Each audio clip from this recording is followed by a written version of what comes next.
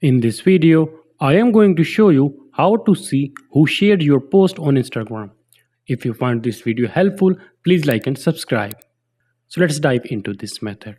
The first thing is open your Instagram application.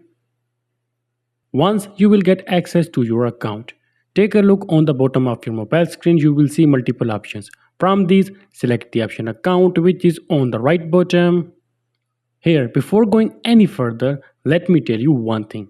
If you want to see who shared your post on Instagram, then you need a business account on Instagram because on personal, this will not be available. You can also change your personal account into business. And how can you do it? Tap on the three lines which are on the right top, scroll down, and here you can see the option of creator tools and control. Click on it, and you can see the option of on the second last number, switch account type. Click on it and switch to your business.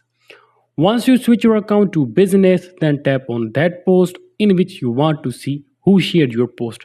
Just like I will tap on this post. Now you can see the icon at the left bottom of this post, view insights. Click on it, and here you will get all of your data. You can see like, comments, and also the share. If I scroll down, here you will see all the interactions to your post.